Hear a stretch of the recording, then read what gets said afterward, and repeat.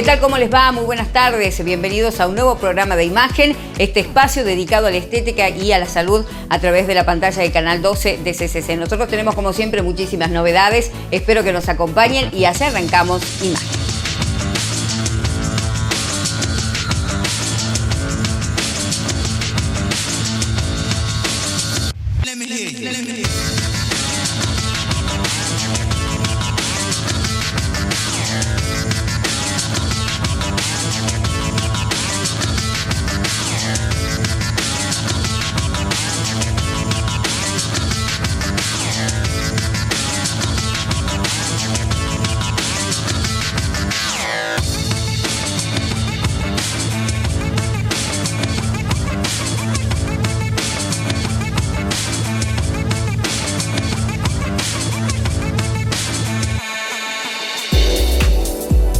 En Imagen vamos a plantear un tema muy especial que lamentablemente es muy recurrente. Y decimos lamentablemente porque hemos escuchado todos hablar del bullying. Es el tema que vamos a plantear hoy en nuestro programa con la licenciada Carmina Varela. Con ella, en esta primera parte de la nota, vamos a hablar qué es el bullying, a qué denominamos bullying especialmente y sobre todo cuáles son las características que tiene. Esta es la primera parte de este tema que planteamos hoy en Imagen con la licenciada Carmina Varela. El bullying es una situación, ¿sí?, de acoso u hostigamiento que se da generalmente de un par a otro, es decir, de un niño hacia otro, independientemente de la edad. Muchas veces se da en niños más grandes hacia niños más chicos, ¿sí? Que tiene una intención, ¿sí?, de causarle un daño al otro, que puede ser físico, emocional, en sus bienes, ¿sí?, y que es sostenida en el tiempo. ¿Sí? Entonces, tiene que estar presente ese grado de agresividad, hostigamiento, que sea focalizado en una persona en particular, que se sostenga en el tiempo y la cuestión de la intención, que eso es lo más definitorio, digamos, claro, para poder discriminar el bullying de algunas otras conductas propias de las edades y que se dan naturalmente en los niños. Claro, y esto tiene que ver mucho con definirlo y saber qué es específicamente el bullying y qué no es bullying. Sí, fíjate que es como muchas otras cosas que suceden en el ámbito de la psicología, ¿no? Una vez que se ponen de moda, digamos, las personas empezamos como a etiquetar y a ponerle nombre a ciertas conductas, y eso genera también mucho daño, ¿sí? ¿Por qué? Porque no todo es bullying. Claro. Es decir, por ejemplo, ¿no?, que un niñito diga, yo a mi cumpleaños los quiero invitar a estos y a estos, y estos 4 o 5 no, mamá, porque no son mis amigos, porque compartimos en el colegio, pero yo no quiero compartir el día de mi cumpleaños con ellos. No es que el niñito les está haciendo bullying, está haciendo uso de su libertad de poder discriminar con quién se lleva bien y con quién se lleva mal, ¿sí? ¿Qué es bullying?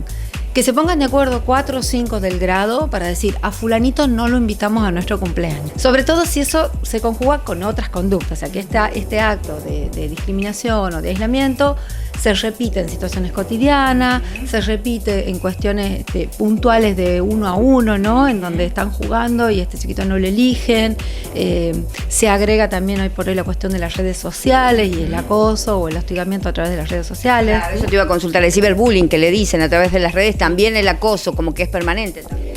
Sí, y lo grave de eso es que, bueno, como todos sabemos, el uso de las redes sociales expandió el límite de lo público y lo privado, del mundo íntimo, digamos, y lo que se puede compartir con el mundo entero, ¿no?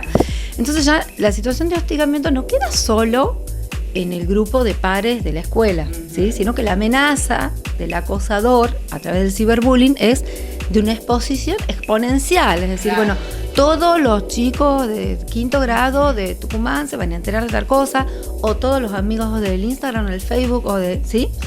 Entonces, el ejercicio de poder que utiliza el agresor es mucho más grande, mucho más amenazante, ¿sí? Claro. Y a la vez el agredido está indefenso, porque muchas veces el agresor no se identifica, claro, o usa un nombre falso, ¿sí? Y otra cosa que se da con el fenómeno de los grupos en WhatsApp es lo contrario, ¿no? Es decir, que está totalmente identificado el agresor, pero hacen como grupos, lo excluyen del grupo. Entonces, el niñito que es agredido todo el tiempo tiene que estar defendiendo y se mandan capturas de pantalla y se arman los grupos que están a favor y en contra, ¿no? Y otro fenómeno que se da es que muchas veces los niños que son agredidos de manera real, ¿sí?, se transforman en agresores de manera virtual. Ajá. Como que esta posibilidad a través de las redes de poder desquitarse o vengarse de alguna manera de esa violencia de la que están siendo víctimas, se da bastantes veces esa dinámica, ¿no? Así que bueno, interesante poder mirar eso también. Claro, exactamente. Ahora, licenciada, ¿cuál es el alerta que pueden tener los padres como para percibir que un pequeño está sufriendo bullying? Bueno, primero, todas las alteraciones en las conductas, ¿no? Ajá. Es decir, bueno, era súper sociable, iba a jugar a la casa de los compañeritos, etcétera, y ya hace como un mes que no quiere salir de la casa, o que me dice que un amiguito que era amiguito de siempre ya no es más amiguito, y que yo voy viendo que va cambiando el grupo de amigos, que tiende a aislarse, ¿sí? Que está con un estado de ánimo, puede ser hacia los dos extremos, ¿no? Bien. O muy de tipo depresivo, con una energía muy baja, o no, esto que decíamos como aislarse, cambiar en sus reacciones, o el otro extremo, está muy reactivo, muy agresivo, muy rebelde, ¿sí? Y no es parte de la personalidad de ese niño, ¿sí? En ambos casos son maneras de decir que algo está pasando en torno a la violencia o la agresividad, ya sea porque la asume pasivamente o porque aguanta y explota. Tal vez no es donde tendría que explotar o de la manera que tendría que explotar, pero está diciendo que algo de eso pasa, ¿sí? ¿Has conocido casos muy graves de niños que no han manifestado en su momento que eran víctimas de la situación y se conocía después de situaciones muy graves, ¿no? Sí, y hay en ese sentido, Karina, también yo digo como una doble función, ¿no? ¿Por qué nos tenemos que ocupar de esto los papás, los maestros, los que trabajamos en el área de salud mental?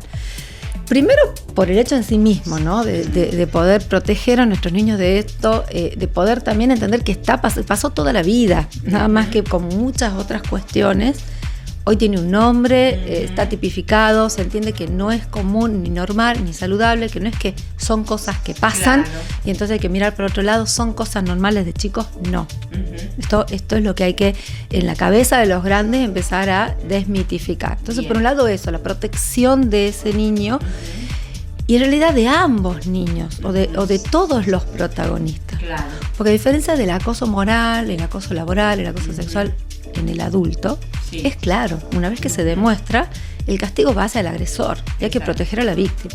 Ahora, en este caso, cuando vos tenés, supongamos, un adolescente de 12 que acosa o hostiga a un niño de 10, ¿sí? Decís, bueno, está bien, hay que trabajar y proteger al que está siendo acosado. Ahora, el que está acosando, ¿sí?, no es un adulto. Claro. También es un niño o un adolescente que está expresando algo con esa conducta. Entonces, ambos protagonistas son focos de la atención y del trabajo de los adultos. Y lo segundo, Cari, es que estamos haciendo prevención, ¿sí? Yo como terapeuta de adultos te puedo decir que es muy conmovedor escuchar las historias a veces de pacientes que después de 30 años, de 40 años, un día cuentan episodios de situaciones que han vivido en la escuela o que han vivido en el barrio, ¿sí?, donde ha sido víctima de lo que ahora se conoce como bullying, y afectó su autoestima y su identidad para toda la vida, ¿no? Entonces, también tomarle el peso y la gravedad que tiene esto en esa etapa de la vida donde estamos construyendo nuestra personalidad, donde estamos también haciendo nuestras primeras experiencias de relaciones con los demás, ¿no?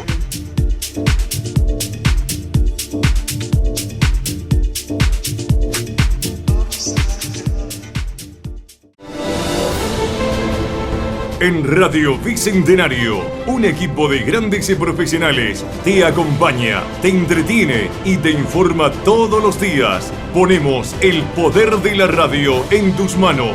103.3 Radio Bicentenario, con la dirección de Carlos Alberto Robles.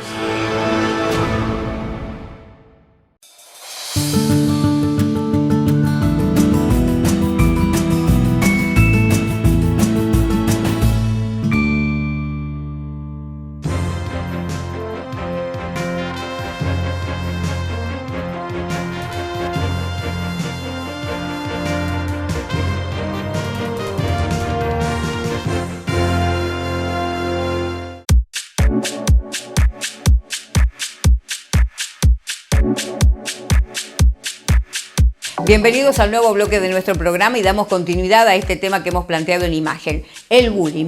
En esta segunda parte de la nota, la licenciada Carmina Varela nos dice de qué manera pueden accionar los padres, qué es lo correcto, qué es lo que se recomienda, y también un libro de autor argentino que tiene el objetivo justamente de brindar información sobre este tema. Aquí le presentamos la segunda parte de la nota con la licenciada Carmina Varela en imagen. Como término general, ¿sí?, los enemigos de la resolución de esto son el silencio, ¿sí?, el miedo, la revictimización, es decir, que cuando el niño o la niña cuenten, lo que hace el adulto es retarlo porque no contó antes, ¿no?, o decirle que tendría que haberlo dicho o no sé qué, ¿no? ¿Sí? La indiferencia, esta cosa de naturalizar la conducta porque a todos les pasa, ¿sí?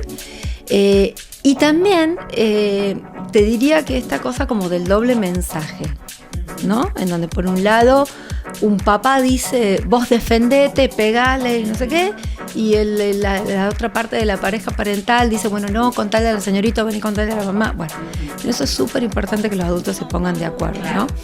Entonces, ¿qué hacer cuando nuestro hijo, nuestra hija nos cuenta alguna situación de esta? Primero, creerle, ¿sí? Segundo, valorar y decirle que está muy bien que lo esté contando, ¿no? Tercero, asegurarle que a partir de ese momento nosotros como adultos nos vamos a ocupar de eso que le está pasando, que no lo vamos a dejar solo, ¿sí?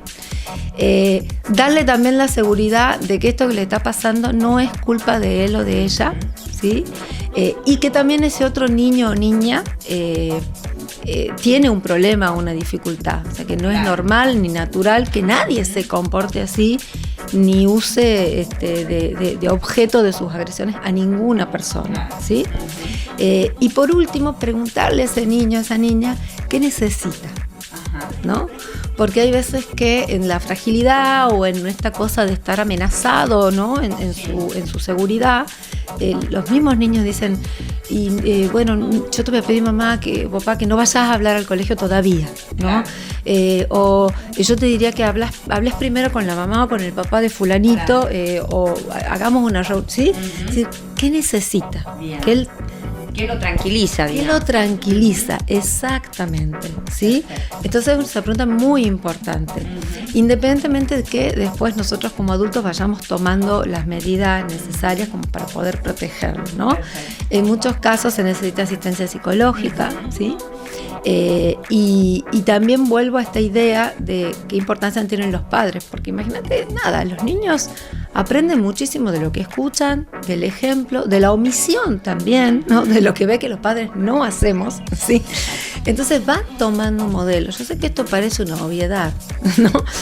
Pero en concreto no somos a veces conscientes de cuánto de la manera en que nosotros como adultos miramos el mundo y actuamos, ¿sí? Está siendo un ejemplo para ellos de cómo resuelven. No nos olvidemos que la escuela es un microuniverso, un sistema donde está representado también el mundo exterior. Hay juegos de poder, hay diferencias, hay reglas que cumplir, hay distintas personalidades, en muchas escuelas distintos niveles sociales también. Entonces, lo que nosotros les enseñamos a nuestros hijos de cómo se resuelven las cosas en la escuela, le estamos enseñando cómo se resuelven las cosas también en la vida, ¿no? Perfecto. Licenciada, ¿tenías un libro para recomendar? Eso, por acá. Ahí está. Bueno. Para los papás también, de autor argentino, me decías. Sí, es una autora argentina que se llama María Sisman.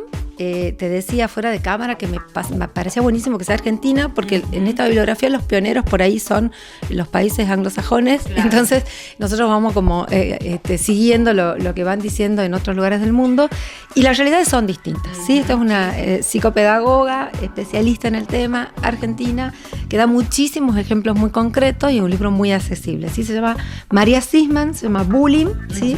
Cómo prevenir e intervenir situaciones de acoso escolar. Tiene consejos para padres, tiene sugerencias, habla de esto del ciberbullying.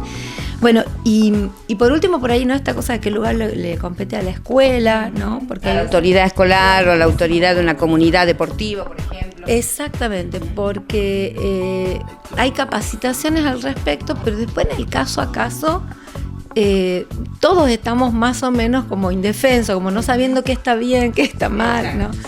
Entonces, primero entender que hay cosas que vamos a ir pudiendo poner en práctica y viendo qué es lo que funciona, y hay grandes no, como yo decía, no a la indiferencia, no al silencio, no a la revictimización, ¿sí?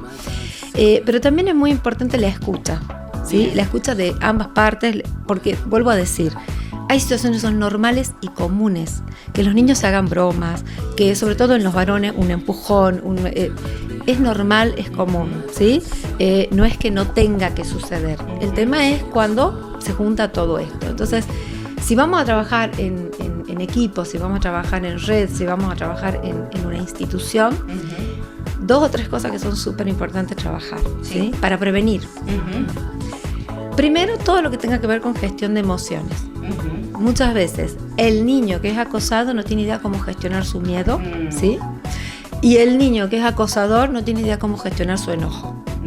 ¿Está? Segundo, todo el desarrollo de habilidades sociales, dentro de las cuales está la resolución de conflictos, es decir, cuando surgen conflictos entre los pares en la escuela, cómo los resolvemos de una manera saludable. Bien. ¿Sí? Y dentro de las habilidades sociales, una súper importante que es la empatía.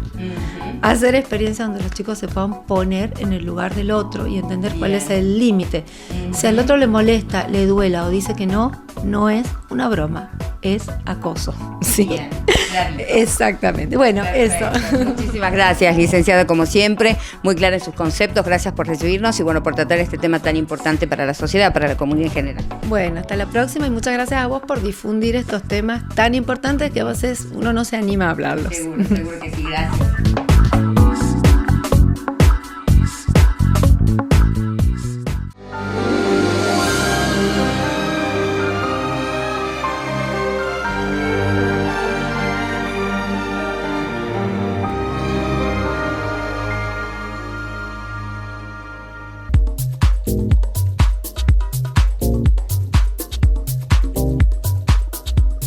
Como habíamos anticipado, la doctora Gabriela Costa participó del MERS Master Experience que se ha realizado en Brasil, en San Pablo. Con ella, por supuesto, hemos hablado para que cuente todas las novedades que ha traído aquí a la provincia de Tucumán, especialmente a través de su clínica. Sobre todo toxina botulínica y también rellenos, los temas que se han tratado en esta experiencia a nivel internacional. Se la mostramos ahora en imagen. Bueno, la verdad es que fue una experiencia maravillosa la de San Pablo, como todas las experiencias estas que organiza MERS, que la verdad que son fantásticas, desde la organización hasta todo lo que se vive ahí adentro y lo que se aprende, que es muchísimo, muy intenso todo.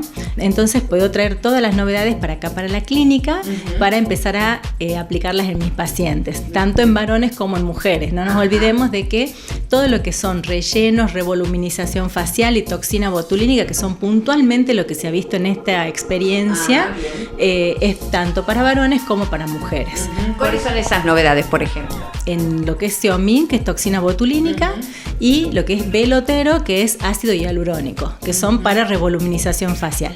El Seomin, que es la toxina botulínica de MERS, es lo que empezamos, yo ya hace muchos años que estoy con esta toxina aplicando, es muy buena, es sumamente efectiva, es digamos como las 3 que hay en el mercado con efectividad, pero lo que tiene de diferente es que esta toxina no tiene el grupo proteico, o sea, le han aislado ese grupo para que no dé anticuerpos. Bien. Entonces esta toxina tiene esa característica, que no les da anticuerpos a los pacientes, por lo tanto la pueden usar durante muchos años y siempre van a tener un gran efecto.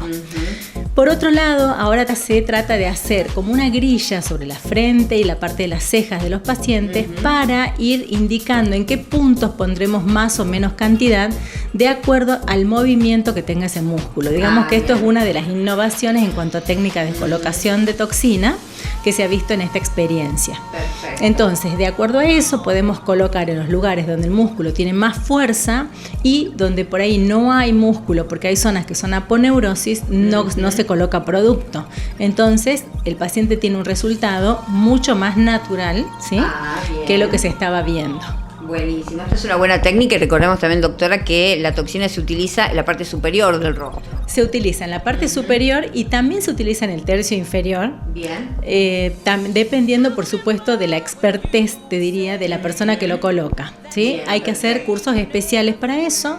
De hecho, yo ya lo estoy haciendo en la parte de cuello, en lo que son banderetas platismales, porque a veces hay pacientes que, de acuerdo al envejecimiento, se van notando más esas líneas en el cuello, que no siempre son para toxina, algunas veces son para hacer alguna revitalización a nivel de la piel, como por ejemplo con el ácido hialurónico, o con hidroxiapatita de calcio como el Radies, o por ejemplo con el plasma rico en plaquetas. O sea que depende mucho, como siempre, del diagnóstico que uno tenga sobre el paciente, que el diagnóstico sea certero y que uno sepa qué es lo que está haciendo con ese paciente, de acuerdo a lo que cada uno necesite, porque no todos los pacientes son iguales, por supuesto, entonces cada uno tiene sus características. Bien, doctora, y en cuanto a los rellenos, ¿cuáles son las novedades que se han mostrado en este congreso para los profesionales? En cuanto a los rellenos, tenemos novedades que son realmente fantásticas, porque se trabaja de acuerdo a la anatomía de la cara.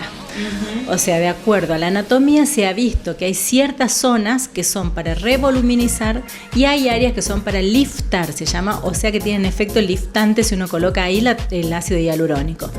Por lo tanto, podemos decir que si colocamos de acá para acá el ácido hialurónico, o sea que tendríamos como una especie de lifting líquido, ¿sí? O lifting con un gel de relleno como el ácido hialurónico. Que eso por supuesto que tiene un periodo que dura y un periodo de reabsorción y se puede volver a hacer. Yo particularmente, digamos, estoy como muy de acuerdo con lo que son rellenos de tipo no definitivo, sobre todo en las caras, porque siempre lo repito a esto, los pacientes cambian, las expresiones cambian, los músculos van cambiando también de posición de acuerdo a cómo uno va envejeciendo, por lo tanto no me parece hacer rellenos de tipo definitivos en las caras.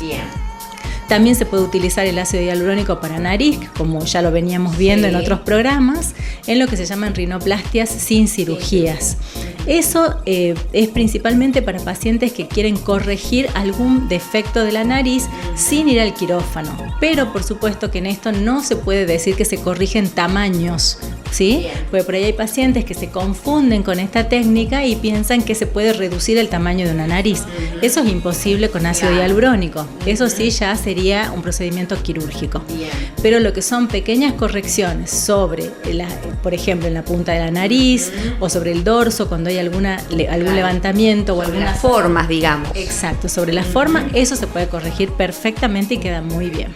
Bueno, recordemos también, doctora, que todas estas técnicas, todos estos materiales médicos son utilizados aquí en la clínica permanentemente, ¿no? Para la gente que busca verse bien. Así es, estos materiales siempre están disponibles acá. Yo los uso con mucha frecuencia, en todas las semanas tengo muchos casos de estos, por lo tanto es como que también al hacer tantos cursos y estar tan preparada en este tema, me siento muy segura también a la hora de ofrecer buenos resultados a los pacientes. Entonces yo sé que sí, lo principal es hacer una consulta, venir acá, hacer la consulta y ser evaluados por mí para tener un buen diagnóstico y de acuerdo a eso poder indicar cómo seguir con los tratamientos. Perfecto. Ya sean estos tratamientos u otros de los que necesitan hacerse, porque todas las combinaciones de tratamientos dan buenos resultados. Lo mejor es combinar. Perfecto. Cabe destacar, doctora, que esto se puede hacer durante todo el año, digamos, este tipo de tratamientos. Así es.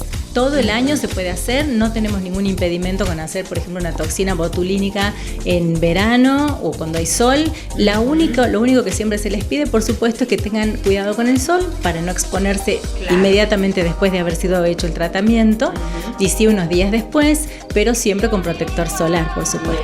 Perfecto. Y también algo que, repasando un poco, que siempre rescatamos, que son tratamientos, resultados inmediatos y que la paciente se puede retirar tranquilamente de la clínica. Así es, los resultados son, en el caso de lo que es velotero o ácido hialurónico, es inmediato donde ya la paciente puede ver el resultado. En la toxina tienen que esperar unos días para empezar a verlo, pero definitivamente son mínimamente invasivos, se pueden ir de acá tranquilamente a sus trabajos, a sus casas, con algunas indicaciones que son las que se les dan en esos casos. Perfecto, pero siempre la consulta médica, ¿no? El asesoramiento, que es lo importante. Eso es lo más importante, para mí es fundamental la consulta para evaluar al paciente y para darle un diagnóstico preciso de qué es lo que necesita. Buenísimo, doctora, muchas gracias por estar nuevamente en imagen y contar todas estas novedades. Recordemos dónde pueden ubicarla, dónde está ubicada la clínica para hacer las consultas. En San Juan 71 estamos de lunes a viernes, de 9 de la mañana a 9 de la noche, horario corrido. Y los teléfonos para solicitar turnos y hacer alguna consulta, si les quedó alguna duda, son 422-7958 o 156-36-82-30.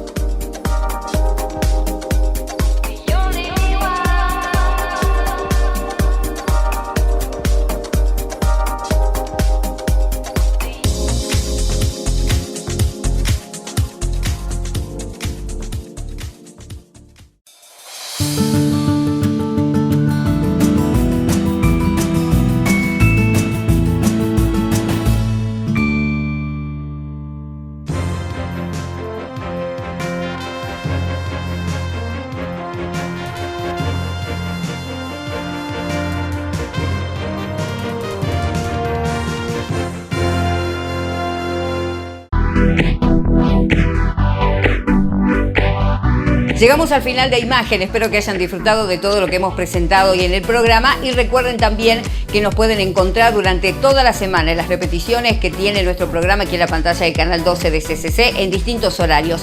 También vamos a estar en contacto a través del mail, el teléfono de la producción que figura en pantalla, en redes sociales nos encuentran como Imagen Tucumán en todas las redes para dejar sus mensajes, sugerencias, también se pueden suscribir a nuestro canal de YouTube para recibir por supuesto todas las novedades de nuestro programa. Antes de la despedida, como siempre, los agradecimientos de cada fin de semana en Imagen para Benicia Tienda de Diseño de San Lorenzo 408 por este lindo modelo que presentamos como siempre en nuestro programa. Los accesorios son de Casilda. Un saludo especial también y el agradecimiento a Luciana Grosso y a Berta Terrazas que cuida mi cabello cada fin de semana. Nosotros nos reencontramos entonces el próximo sábado a las 17:30 aquí en la pantalla de Canal 12 de CCC con su programa de estética y salud que hemos llamado Imagen. Muchísimas gracias por habernos acompañado una vez más.